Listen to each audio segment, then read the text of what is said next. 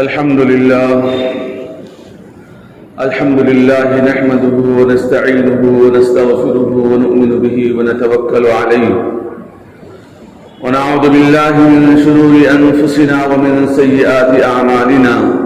من يهده الله فلا مضل له ومن يضلله فلا هادي له ونشهد أن لا إله إلا الله وحده لا شريك له ونشهد أن سيدنا وسندنا ونبينا ومولانا محمدا عبده ورسوله أما بعد قال الله تبارك وتعالى في القرآن المجيد أعوذ بالله من الشيطان الرجيم بسم الله الرحمن الرحيم يا أيها الذين آمنوا إن تنصروا الله ينصركم ويثبت أقدامكم وقال النبي صلى الله عليه وآله وسلم كلكم راع وكلكم مسؤول عن رعيته أو كما قال صلى الله عليه وسلم معزز حاضرین کرام، واجب الاحترام میرے دینی بھائیوں، بزرگوں، دوستوں،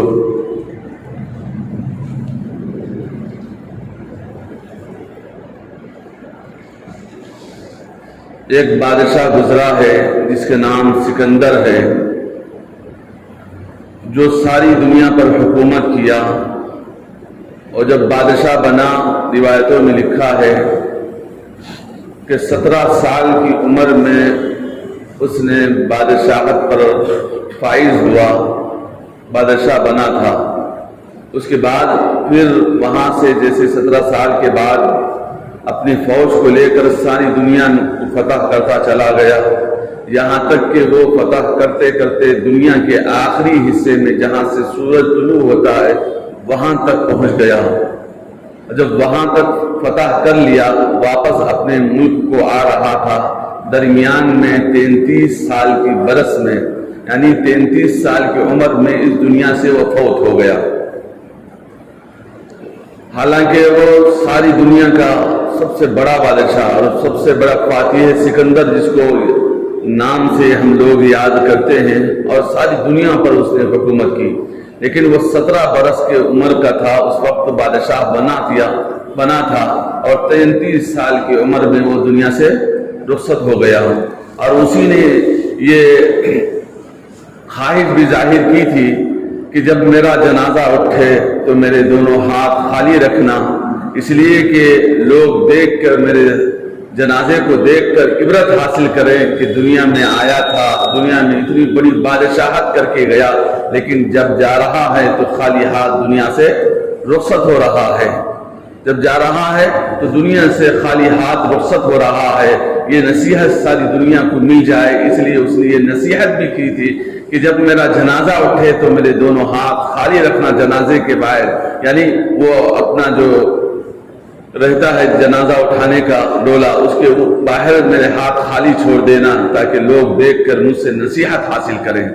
میرے بھائیوں، یہی انسان کی زندگی کی حقیقت ہے، یہی انسان کی زندگی کی حقیقت ہے کہ ساری دنیا کی انسان بادشاہت کر لے، لیکن اس کو ایک نہ ایک دن دنیا سے رخصت ہونا ہے۔ نبی کریم صلی اللہ علیہ وآلہ وسلم کے دین پر جو انسان ثابت قدم رہے گا تو اللہ رب العزت اس کی مدد فرمائیں گے۔ جو شخص بھی نبی علیہ السلام کے دین کا ساتھ دے گا، اللہ اس کی مدد فرمائیں گے اور اس کی حفاظت فرمائیں گے، یہ قرآنی وعدہ ہے۔ یا ایھا الذین آمنوا ان تنصروا اللہ ینصرکم، تم میرے دین کی مدد کرو، میں تمہاری مدد کروں گا، ویثبت اقدامکم، اور تمہارے قدموں کو جمع دوں گا۔ اسی لیے میرے بھائیوں، آج مسلمانوں کے جو حالات ہیں، نہ صرف ہندوستان کے بلکہ ساری دنیا کی جو حالات ہیں، اس سے ہم سب بخوبی واقف ہیں کہ کیسے کیسے انسانوں پر حالات آ رہے ہیں۔ ایک مسلمان کا بحیثیت مسلمان ہونے کا، اپنا اقرار کرنا، اپنا ظاہر کرنا مسلمان ہونے کا، تو اس کے لیے ایک مجرم کی طرح سمجھا جا رہا ہے۔ اس لیے ایسی حالتوں کے اندر مسلمان کو کیا فریضہ ہونا چاہیے، مسلمان کس انداز سے اپنی زندگی بسر کرنا چاہیے اور دین کو کس حیثیت سے لینا چاہیے۔ آج ہم لوگ دنیا کے اندر دیکھتے ہیں کہ بہت ساری ترقی یافتہ قوم ہیں، بہت سارے لوگ ہیں جو دنیا کے اندر زندگی بسر کر رہے ہیں، اور ترقی یافتہ کے دیکھ کر ہم انہی کے پیچھے ہم لوگ روا و دوا ہیں، لیکن ہمارا جو اصل ہے، جو ہمارے پاس جس اللہ نے ہمارے پاس رسول اللہ صلی اللہ علیہ وسلم کو بھیجا ہے، کتاب دے کر، تعلیمات نبوی صلی اللہ علیہ وسلم دے کر ہم کو بھیجا ہے۔ نبی اسلام کی تعلیمات یہ تھے کہ جو آدمی دین کی مدد کرے گا اللہ ان کی مدد کرے گا، جو آدمی دین کی مدد نہیں کرے گا یقین جانیے میرے بھائیوں اللہ اس کے نسلوں کی مدد فرمائے گا۔ جو آدمی دین کی، اللہ کے نبی کی دین کی حفاظت کے لیے کچھ مال خرچ کرے گا، اللہ کے نبی کے دین کی اشاعت کے لیے یعنی پھیلانے کے لیے کچھ مال صرف کرے گا، یقین جانیے کہ اللہ ان کی نسلوں کی حفاظت فرمائے گا، اللہ ان کی نسلوں کی حفاظت فرمائے گا۔ اگر ورنہ ہم ایسے ہی زندگی بسر کریں جس انداز سے اب تک ہماری زندگی بسر ہو رہی ہے تو یقین جانیے کہ پھر ہماری اگلی نسل محفوظ رہنا ہمارے لیے کوئی ضروری ہے۔ اس آیت کے روح سے مفسرین فرماتے ہیں کہ جو انسان بھی اللہ کے دین کی مدد کرے گا یقین جانیے کہ تمہاری نسلیں در نسل اللہ محفوظ رکھے گا، اللہ محفوظ رکھے گا، نسل اور در نسل تمہاری محفوظ رکھے گا۔ اور یقینی بات ہے کہ ہماری سوچ، ہماری فکر، ہمارے حالات یہی بتاتے ہیں کہ اللہ یہ اس ملک کے اندر یہ حالات ہو رہے ہیں، آئندہ ہمارے نسل کا کیا ہوگا، آئندہ کی نسل کا کیا ہوگا، آئندہ کی نسل کا کیا ہوگا، جو ہم لوگ سوچتے ہیں اس کا علاج اللہ رب العزت نے قرآن مجید میں بتا دیا ہے۔ اس کا علاج اللہ رب العزت نے قرآن مجید میں ہمیں بتا دیا ہے کہ ہم کو ہماری نسل کو باقی رکھنا ہے اور ہمارے اپنے تہذیب کو، تمدن کو، اسلامی شعار کو اگر ہم باقی رکھیں گے تو اللہ ہم کو باقی رکھے گا، اللہ ہم کو باقی رکھے گا۔ اگر ہم لوگ اسلامی شعار کو نکال پھینکیں گے، اسلامی تعلیمات کو پھینک دیں گے، اسلامی تعلیمات ہمارے نزدیک کوئی حیثیت نہیں رہے گی تو یقین جانیے کہ پھر اللہ کے نزدیک اس بندے کی بھی کوئی حیثیت نہیں ہے، اللہ کے نزدیک اس بندے کی بھی کوئی حیثیت نہیں ہے۔ اس لیے میرے بھائیوں ہم سب کو چاہیے کہ اگر ہم محفوظ رہنا ہے اور ہمارے واسطے سے ہماری نسل محفوظ رہنا ہے اور ہمارے نسل کے واسطے سے آئندہ کی نسلیں ہماری محفوظ رہنا ہے تو مسلمان اس بات کو اپنے دل کے اندر بٹھا لیں، جما لیں اور اس کے اوپر عمل پیدا ہو جائیں کہ ان تنصروا اللہ ینصرکم، تم اللہ کی مدد کرو اللہ تمہاری مدد فرمائے گا۔ ہم اللہ کی کیسی مدد کریں؟ کیا ہماری مدد اللہ کو پہنچتی ہے؟ لوگ سوال کرتے ہیں کہ کیا ہماری مدد اللہ کو پہنچتی ہے؟ اللہ رب العزت تو بے نیاز ہے، وہ سب کو پالتا ہے، وہ سب کو کھلاتا ہے، وہ سب کو دیتا ہے، وہ سب کی ضرورتوں کو پوری کرنے والا ہے، تو اس کو ہم کیا دینے کا کیا مطلب ہے؟ اس کا مطلب یہ ہے کہ ہم اس کو ڈائریکٹ اس انداز سے تو نہیں دے رہے ہیں لیکن اس کے دین کی اشاعت کو پھیلا رہے ہیں، اس کا دین کا کام کر رہے ہیں، اس کے دین کے کام کرنے والوں کی ہم مدد کر رہے ہیں تو اللہ ہماری اور ہماری نسلوں کی اللہ حفاظت فرمائے گا، ہماری اور ہمارے نسلوں کے حفاظت فرمائے۔ اب کھلا معجزہ ہے، آج کل اشارتاً بات بھی چل جا سکتی ہے، آج کھلا معجزہ ہے، ساری دنیا 20 سال سے ایک ملک کے پیچھے پڑی تھی ختم کرنے کے لیے، خود تباہ ہو برباد ہو کر خود سے معاہدے کر کے نکل گئی۔ یہ اللہ کے دین کی نصرت ہے میرے بھائیوں، یہ اللہ کے دین کی نصرت ہے اور اللہ رب العزت کی کھلی مدد ہے، اللہ رب العزت کی کھلی مدد ہے۔ اور اس آیت کا شان نزول خود بتلاتا ہے کہ جو انسان اللہ کے دین کو مضبوطی کے ساتھ تھام لے گا اللہ ان کی اور ان کی نسلوں کی حفاظت فرمائے گا۔ کچھ وقت کے لیے انسان کو ضرور تکلیف ہوگی لیکن اللہ رب العزت ان کی حفاظت فرمائے گا۔ میرے بھائیوں آج ساری دنیا کے اندر جو ہمارے حالتیں ہیں، مسلمان جس انداز سے زندگی گزار رہا ہے، مسلمان آج دین کو کوئی حیثیت نہیں دیتا۔ آج ہمارے نزدیک دنیاوی حیثیت بہت بڑی چیز ہے، دنیاوی رتبہ، دنیاوی مال، دنیاوی دولت، دنیاوی کاروبار، دنیاوی عہدے، دنیاوی تمام چیزیں ہمارے نزدیک بڑے بڑے عہدے، بڑے معنی رکھتے ہیں، لیکن ہمارے پاس یقین جانیے کہ میرے بھائیوں دل پر ہاتھ رکھ کر ہر آدمی سوچ لیجئے کہ اس عہدے کو، دینی تعلیم کے عہدے کو کوئی معنی نہیں دے رہا ہے۔ تو اس کی وجہ سے آج ہماری یہ حالتیں ہو رہی ہے۔ میں خود اپنی طرف سے نہیں کہہ رہا ہوں، بلکہ قرآن مجید کی تفسیر کے واقعے سے آپ کو سنا رہا ہوں۔ لوگ کہیں گے کہ ارے مصعب نئے نئے باتیں پیش کر رہے، نہیں، میں اپنے واسطے سے میری اپنی ایک بات اس کے اندر شامل نہیں ہے، بلکہ قرآن مجید کی تفسیر کے روح سے میں آپ کو کہہ رہا ہوں۔ اس لیے میرے بھائیوں، ہم سب کو چاہیے کہ ہم دین کی نصرت کریں گے، دین پر ہم خود چلیں گے اور ہمارے نسلوں کو چلائیں گے۔ آج ہمارے نسلوں کو، اب ہمارا حال یہ ہے، سارے عالم کے اندر دیکھ لیں، ہر گھر کا ہم جائزہ لیں گے تو میرا بچہ بڑا سمجھدار ہے، ہر آدمی یہ کہتا ہے کہ میرا بچہ بڑا سمجھدار ہے، اس کو مکمل اختیار ہے، وہ جس انداز سے چاہے زندگی گزار دے، اور اس کو نمازیں چھوڑنے کا، دین سے ہٹنے کا، دین پر چلنے کا خیال نہ ماں باپ کو ہے، تو ساری دنیا کو کہاں سے رہے گا میرے بھائی؟ اس لیے میرے بھائیوں، ہم سب کو چاہیے ہماری اپنی نسلوں کی حفاظت، اور نسل کی بات در نسل کی حفاظت ہماری اپنی نسلوں سے باقی رہتی ہے۔ اور جب ہماری نسل کا یہ حال ہے، اب فی الحال موجودہ نسلوں کا یہ حال ہے، تو آئندہ کی نسلوں کا کیا حال ہوگا؟ اس لیے میرے بھائیوں، اللہ کے واسطے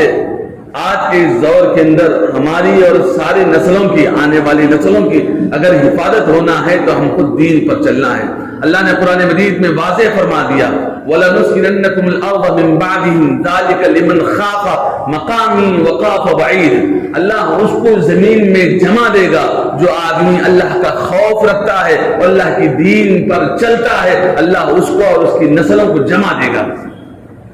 اللہ اس کو اور اس کی نسلوں کو زمین میں جمع دے گا، اس کی حفاظت فرمائے گا، اس کی نسلوں کی در نسلوں کی حفاظت فرمائے گا۔ ورنہ تو میرے بھائیوں، ہم لوگ چھوڑ دیں گے، دین کی کوئی حیثیت نہیں ہے ہمارے نزدیک۔ نبی علیہ السلام کو اللہ رب العزت نے یوں ہی اتنا نہیں دنیا کے اندر مصیبتوں میں ڈال دیا۔ کیوں ڈال دیا؟ تاکہ آنے والی نسلوں کو نبی علیہ السلام کی ایک ایک واقعات کا علم ہو، لیکن آج امت کو اس کی اہمیت نہیں میرے بھائیوں۔ اللہ کے حبیب علیہ الصلوۃ والتسلیم کھانا کھانے کے لیے پریشان تھے، تین دن تک ایک وقت کا کھانا نہیں ملتا تھا، لیکن اللہ کے حضور کبھی شکایت نہیں کرتے تھے، کبھی اللہ کے حضور کبھی شکایت نہیں کرتے تھے، اور نہ ہی اللہ کے سامنے دعا کرتے تھے کہ یا اللہ میں آپ کا محبوب ہوں، میں آپ کا حبیب ہوں، اللہ دسترخوان بچھا دیجئے۔ آپ اللہ خالی اللہ سے مانگتے تو اللہ جنت سے دسترخوان اتار دیتا تھا، لیکن پھر بھی آقا مدنی صلی اللہ علیہ وسلم کبھی یوں دعا نہیں فرمائے، بلکہ یوں دعا فرماتے تھے، اللہم اہدنی قومی فانہم لا یعلمون، اے اللہ میری قوم کو ہدایت عطا فرما دے تاکہ یہ قوم میری اہمیت کو نہیں سمجھتی، جانتی نہیں ہے اس کو۔ تو اس لیے میرے بھائیوں، ہم سب کو بھی چاہیے کہ نبی علیہ السلام کی تعلیمات کو جانیں، نبی علیہ الصلوۃ والتسلیم کی تعلیمات پر عمل پیرا ہوں۔ جانتے تو بہت کچھ ہیں، آج کے دور میں ہر آدمی دین کی بہت ساری باتیں جانتا ہے۔ ہمارے اساتذہ کہا کرتے تھے آج کے دور میں مسلمان اتنا بہت کچھ جانتے ہیں، صحابہ کے دور میں صحابہ بھی نہیں جانتے تھے، لیکن وہ لوگ جتنا جانتے تھے اس پر عمل کرتے تھے۔ اور ہماری مصیبت یہ ہے کہ ہم جانتے بہت ہیں، عمل ہم سے ہوتا نہیں۔ ہم جانتے بہت ہیں لیکن عمل ہم سے ہوتا نہیں ہے۔ اس لیے میرے بھائیوں، عمل ہونا ہے۔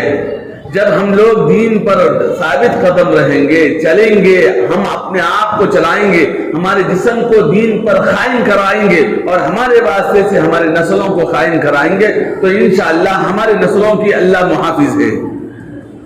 ہم اپنے دین کو، جو دین اللہ کے حبیب علیہ السلام نے ہمارے پاس پہنچا دیا، نبی علیہ السلام کو کتنی تکلیفیں پہنچی، نبی علیہ السلام جنگوں میں گئے، فاقے برداشت کیے، دھوپ برداشت کیے، کبھی سکون سے 1 گھنٹہ نبی علیہ الصلوۃ والتسلیم آرام نہیں کیے، رات بھر اللہ کے سامنے روتے تھے، زندگی میں کبھی 1 رات چین کی نیند نہیں سویا آقا مدنی علیہ السلام۔ اور ہمارا حال یہ ہے کہ زندگی بھر چین کی زندگی گزار رہے ہیں، کبھی 1 آدھ رات کبھی مشکل سے نیند نہیں ہو تو ہم لوگ 15 دن تک اسی کے گنگاتے ہیں کہ دیکھو یہ ہم کو رات میں نیند نہیں آ رہی۔ لیکن نبی علیہ الصلوۃ والتسلیم کا کیا معاملہ تھا؟ زندگی بھر امت کے خاطر روتے رہے، اور کبھی چین سے 1 رات آقا مدنی علیہ السلام کی زندگی میں نہیں سویا۔ میرے بھائیوں، حدیث کے روح سے بول رہا ہوں، میں اپنی طرف سے نہیں بول رہا ہوں، نبی علیہ السلام زندگی میں کبھی ایک رات چین سے آقا مدنی علیہ الصلوۃ والتسلیم آرام نہیں کیے، اس کے باوجود بھی کبھی اللہ سے شکایت نہیں کیے، اور آج ہمارے پاس الحمدللہ ثم الحمدللہ لاکھ مرتبہ اللہ کا شکر ادا کرے تو آج کے دور میں ہمارے لیے کم ہے، بس زندگی بس شکر میں گزار دیے، سر سجدے میں رکھ کر ختم کر دیے، پھر بھی کم ہے ہمارے لیے، اس لیے کہ اللہ کی جو نعمتیں ہیں، جو اللہ رب العزت ہمارے ساتھ ہم جیسے گنہگاروں کے ساتھ نوازی سے اللہ کی ہو رہی ہیں وہ لاتعداد ہیں۔ اس لیے میرے بھائیوں، آج کے اس دور کے اندر مسلمانوں کو چاہیے کہ ہم دین پر عمل پیرا ہونے والے بن جائیں، اسی سے ہماری حفاظت ہوتی ہے، ہمارے مالوں کی بھی حفاظت ہوتی ہے، ہماری نسلوں اور 10 نسل کی بھی حفاظت ہوتی ہے۔ آج کا مسلمان کا کیا حال ہے؟ بس دنیا کی ترقی دیکھ کر کوئی آدمی مال سے ترقی سمجھ رہا ہے۔ آپ کو وہ مشہور واقعہ سناؤں کہ جب نبی علیہ الصلوۃ والتسلیم کے بعد حضرت عمر فاروق رضی اللہ عنہ کی خلافت کا دور آیا تو حضرت عمر رضی اللہ عنہ کی فوجیں فلسطین کو جا کر فتح کرنے کے لیے گئی۔ وہاں حضرت عبیداللہ بن جراح رضی اللہ عنہ فوج کے کمانڈر تھے، وہاں ان کے یہودیوں کا جو قلعہ تھا اس کے قریب پورا محاصرہ کر لیے۔ اس کے بعد پھر یہودیوں نے کہا کہ تم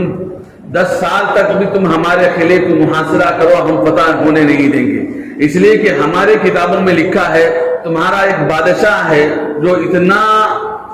عاجزی انکساری کرنے والا ہے اور اس کے کپڑوں پر فلاں چیزیں رہیں گی، اگر وہ آئے گا تو ہم خود اس قلعے کو چھوڑ کر واپس چلا جائیں گے۔ تو جیسے ہی حضرت عبیداللہ بن جراح رضی اللہ عنہ کو یہ بات پتہ ہوئی تو انہوں نے خط لکھا کہ امیر المؤمنین یہ آپ کے بارے میں کہہ رہے ہیں، ان کی کتابوں میں لکھا ہے کہ فلاں شخص آئے گا تو ہم خود چھوڑ کر وطن چلا جائیں گے، ورنہ تو اس وقت تک یہ فتح نہیں ہوگی۔ تو امیر المؤمنین حضرت عمر بن الخطاب رضی اللہ عنہ نے مدینے سے سفر طے کیا، 700 کلومیٹر کا سفر طے کرتے ہوئے ایک گھوڑا لیے، ایک منزل تک باری، دوسرے ساتھ میں ایک غلام تھا حضرت عمر فاروق رضی اللہ عنہ کے ساتھ میں ایک غلام تھا، حضرت عمر فاروق رضی اللہ عنہ بیٹھے ہیں، ایک منزل تک حضرت عمر فاروق رضی اللہ عنہ گھوڑے پر بیٹھتے، پھر بعد میں وہ غلام بیٹھتا، حضرت عمر رضی اللہ عنہ پیدل چلتے ہوئے آتے۔ ایسے ہی سفر طے کرتے قریب آئے، جیسے ہی بیت المقدس قریب سے نظر آیا تو اس وقت غلام کی باری آئی۔ غلام نے بڑے عاجزی سے کہنے لگا کہ امیر المؤمنین آپ بیٹھ جائیے، لوگوں کے مسئلہ ہے، لوگ کہیں گے کہ امیر المؤمنین چل رہے ہیں، میں بیٹھا ہوں، لوگ مجھے ڈانٹیں گے، امیر المؤمنین میں خود اپنی باری آپ کے حوالے کرتا ہوں۔ تو حضرت عمر خطاب رضی اللہ عنہ نے فرمایا کہ یہ تو باری ہے، تو بیٹھ جا، کوئی فرق نہیں پڑتا۔ جیسے ہی قریب چلے گئے، ان بیت المقدس کے قریب چلے گئے تو لوگ دیکھ کر حیران ہو گئے کہ کون ہے اس میں سے امیر المؤمنین۔ کہنے لگا کہ لوگ سمجھ رہے تھے، یہودی سمجھ رہے تھے کہ جو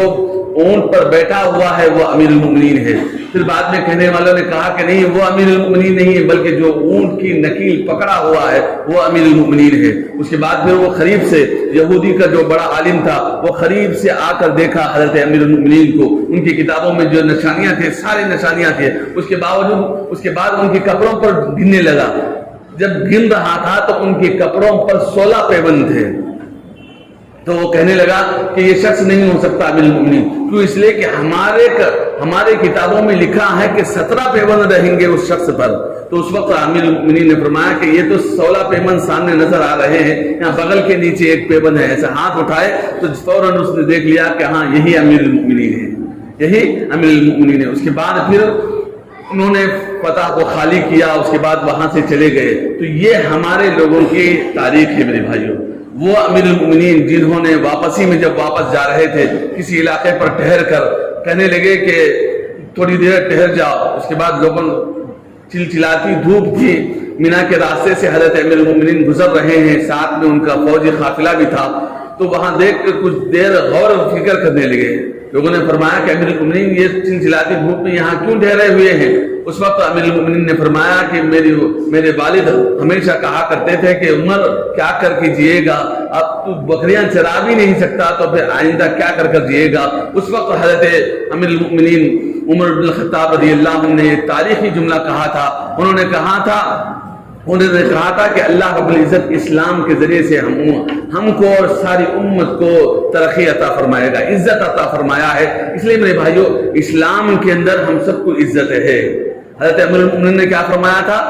اعزنا اللہ بالاسلام، اللہ نے اسلام کے ذریعے سے ہم کو عزتیں عطا فرمائی ہے۔ میرے بھائیوں، ہم کو بھی اگر قرب قیامت تک مسلمانوں کو اگر عزتیں نصیب ہونا ہے، مسلمانوں کو ترقی نصیب ہونا ہے، تو وہ اسلام کے دامن میں ہو سکتی ہے، اسلام سے ہٹ کر نہیں ہو سکتی۔ میرے بھائیوں، آج ہم لوگ اسلام کو چھوڑ کر عزتیں دنیا کی دولت کے اندر، عزتیں شہرت کے اندر، عزتیں فلاں چیز کے، دنیا کی تمام چیزوں کے اندر ہم تلاش کر رہے ہیں، عزتیں اس کے اندر نہیں ہیں میرے بھائیوں۔ عمر بن الخطاب رضی اللہ عنہ نے 1400 سال پہلے کہہ دیا تھا کہ اعزنا اللہ بالاسلام، اللہ اسلام کے واسطے سے انسانوں کو عزت عطا فرماتا ہے۔ کیسی عزت اللہ رب العزت نے رہتی دنیا تک ان کی مثالوں کو قائم رکھا ہے، اور ان کے باقیات کو اللہ رب العزت نے قیامت تک کو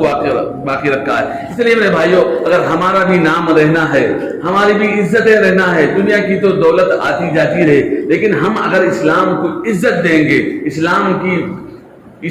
کی وہ پھیلانے کی کوششیں کریں گے، ہم اسلام پر چلیں گے تو اللہ عزت عطا فرمائے گا میرے بھائیوں۔ اور یہی فارمولا ساری دنیا میں چلنا ہے، اگر چلے گا تو ساری دنیا کے لوگ عزت والے ہو جائیں گے۔ آج ہم نے اسلام کو چھوڑ دیا، ذلیل ہو گئے۔ دیکھ لیجئے ساری دنیا کے اندر ہم پسے پشت اسلام پر نہیں چل رہے ہیں، ظاہراً اسلام پر چلنے والے ہیں، لیکن ہمارا دل اسلام کے قریب نہیں میرے بھائیوں۔ ہم ظاہراً سارے لوگ نماز پڑھ رہے ہیں، سارے لوگ اعمال صالحہ کر رہے ہیں، سارے لوگ، لیکن ہمارا دل جھکتا نہیں اسلام کی طرف۔ اسلام کی طرف تو ہم تو مان رہے ہیں، اسلام کو فالو کر رہے ہیں، لیکن ہمارا دل ہم ابھی تک اسلام کو نہیں قبول کیا میرے بھائیوں۔ آپ دیکھ لیجئے بہت ساری چیزوں میں ہم اپنے آپ کو جانچ کر سکتے ہیں۔ نماز کے بارے میں دیکھ لیجئے، آج بہت سارے لوگ کہتے ہیں کہ بھئی بلا مصیبت آتی ہے سفر کے مہینے کے اندر، آپ نے وہ گزشتہ جمعہ سنا ہوگا، لیکن حضرت امیر المومنین حضرت علی رضی اللہ عنہ کا قول ہے، حضرت علی رضی اللہ عنہ کا قول ہے کہ اس آدمی سے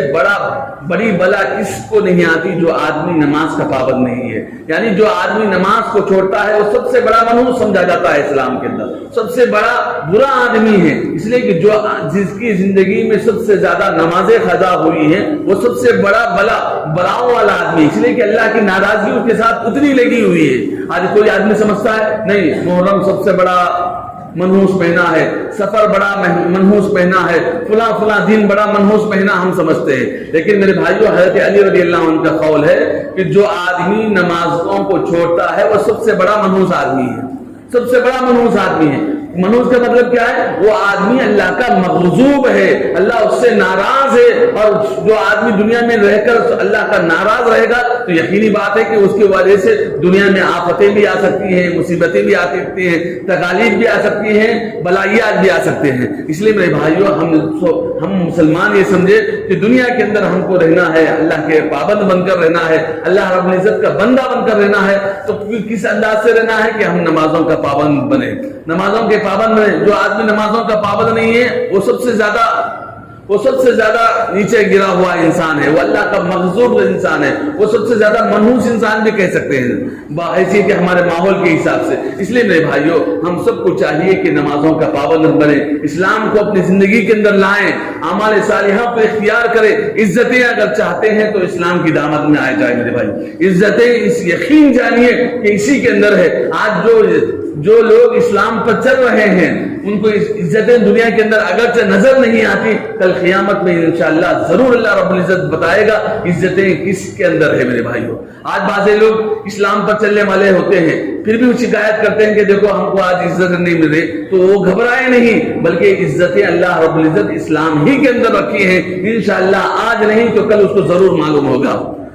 اس کو ضرور معلوم ہوگا۔ اس لیے میرے بھائیوں مسلمان اس سے گھبرائے نہیں کہ دیکھو چلنے والوں کے ساتھ، اسلام پر چلنے والوں کے ساتھ کیسی مصیبتیں آ رہی ہیں، تکلیفیں آ رہی ہیں، یہ کہہ کر لوگ چھوڑ رہے ہیں۔ بہت سارے لوگوں کا یہی المیہ ہے کہ دیکھو نمازیں پڑھتا، بعض لوگوں کی زبانوں سے ہم نے مسلمان کے آدمی کی زبانوں سے یہ سنا ہے کہ دیکھو یہ آدمی کتنا بڑا نمازی ہے، کتنی مصیبتیں آ رہی اس پر۔ ارے مصیبتیں دنیا تو حالات کا نام ہے، دنیا میں کوئی بھی آدمی جس انداز میں ہے وہ حالتوں میں ہے۔ آپ کو اس بات کا علم ہونا چاہیے، دنیا میں آدمی اچھی حالت میں رہنا بھی وہ حالت ہے، اللہ کی طرف سے ایک حالت عطا ہوئی ہے اچھی حالت کا ہونا۔ ایک آدمی تکلیف میں ہے، یہ بھی ایک حالت ہے اللہ کی طرف سے عطا ہوئی ہے۔ ایک آدمی بیمار ہے، یہ بھی ایک حالت ہے، اللہ نے اس کو اس حالت میں رکھا ہے۔ دنیا میں انسان یہ نہیں سوچ رہا کہ میں اچھی حالت میں ہوں تو موت تک اچھی حالت میں ہوں گا، اس کی کوئی گارنٹی نہیں ہے۔ اور یہ اللہ کی طرف سے حالتیں آتی ہیں، یہ جو حالتیں ہیں یہ اللہ کی طرف سے آتی ہیں۔ کوئی آدمی اچھی بہترین دنیا کی سب سے اعلیٰ ترین حالت میں ہے تو بھی ایک حالت میں ہے، تو بھی وہ انسان ایک حالت میں ہے۔ جب اللہ رب العزت کی طرف وہ چلا جائے گا، اللہ تعالیٰ اس کو اس حالت سے نکال دے گا تو انسان پریشان ہو جائے گا۔ یہ دنیا کے اندر جتنے بھی انسان جس انداز میں بھی زندگی گزار رہا ہے یہ حالتیں ہیں، اور اللہ رب العزت کے پاس یہ سب کچھ ریکارڈ ہے۔ ایسا نہیں کہ کوئی انسان یہ سوچ رہا ہے کہ ارے اس کا ریکارڈ نہیں ہے، اللہ میری طرف دیکھ رہا نہیں، توجہ نہیں دے رہا، اس کی کوئی اہمیت نہیں میرے بھائی۔ اللہ رب العزت ہر ایک کے اوپر توجہ دے رہا ہے، ساری انسانیت پر توجہ ہے۔ اللہ کا ہر حکم ہر انسان پر چل رہا۔ میں نے اس سے پہلے بھی ایک چھوٹی سی مثال کے ذریعے سے سمجھانے کی کوشش کی تھی کہ کیسے انسان دنیا کے اندر رہتا ہے، بڑھتا ہے۔ چھوٹا سا بچہ دیکھتے دیکھتے بڑا ہوتا ہے، اگر اللہ کی توجہ نہیں ہوتی تو انسان بڑھتا کیسا؟ اللہ رب العزت کی توجہ ہے، وہ انسان کھا رہا ہے، اس کی چیزیں کیسے گل رہی ہیں، وہ کیسے صحت مند ہے، اس کی سانس کیسے چل رہی ہے، یہ سب اللہ کے حکم سے چل رہا ہے، یہ سب اللہ کے حکم سے ہے۔ اس لیے قرآن مجید میں اللہ رب العزت نے فرمایا کہ وَيَسْأَلُونَكَ عَنِ الرُّوحِ قُلِ الرُّوحُ مِنْ أَمْرِ رَبِّي۔ روح کیا ہے؟ لوگ کہتے ہیں، نبی اسلام سے پوچھتے ہیں کہ وَيَسْأَلُونَكَ عَنِ الرُّوحِ وَيَسْأَلُونَكَ عَنِ الرُّوحِ قل علی روح۔ نبی علیہ الصلوۃ والتسلیم سے لوگوں نے پوچھا کہ روح کے بارے میں بتا دیجئے کہ اللہ کے حبیب علیہ الصلوۃ والتسلیم کو اللہ نے فرمایا کہ یہ اللہ کا حکم ہے، اللہ کا حکم ہے کہ ہمارے اندر روح ہے اور روح چل رہی ہے اور روح ہماری چل رہی ہے۔ جب روح ہے تو اس کے اندر ہاتھ بھی بڑھ رہے ہیں، ناخن بھی بڑھ رہے ہیں، بال بھی بڑھ رہے ہیں، ہاتھ بھی صحیح سلامت ہے۔ جو بچہ چھوٹا سا ہے اس کے ہاتھ بڑھتے رہتے، اب ہم کو توجہ نہیں تھی، اس کا سائز بڑھ رہا ہے، اس کا سب کچھ بڑھ رہا ہے، اس کی صحت میں اضافہ ہو رہا ہے، اس کے رونق میں اضافہ ہو رہا ہے، ساری چیزیں چل رہی ہیں۔ یہ سب اللہ رب العزت کے حکم سے ہو رہی ہیں، یہ سب اللہ کے حکم سے ہو رہی ہے۔ اس لیے میرے بھائیو ہم یہ نہیں سمجھنا چاہیے کہ اللہ رب العزت ہماری توجہ نہیں دے رہا ہے، یوں نہیں سمجھ، بلکہ عزتیں تو ساری کی ساری اسلام کے اندر ہے۔ اس لیے مسلمانوں کو چاہیے کہ اسلام کے دامن کو مضبوطی سے اپنی زندگی کے اندر لانے کی کوشش کرے۔ جب انسان مضبوطی کے ساتھ اسلام پر چلے گا، اللہ دنیا کے اندر بھی عزتوں سے نوازے گا اور آخرت میں بھی نوازے گا، اور اللہ ہماری نسلیں اور در نسل کی حفاظت فرمائے گا۔ میرے بھائیو یہ قرآن کا وعدہ کہہ رہا ہوں کہ جو آدمی اسلام پر چلے گا عزتیں بھی اللہ عطا فرمائے گا، ان کی نسل اور در نسل کے اللہ حفاظت فرمائے گا۔ اللہ سے دعا ہے اللہ تعالی ہم تمام کو کہنے سننے سے زیادہ عمل کی توفیق نصیب فرمائے۔ آمین۔ وآخر دعوانا الحمدللہ۔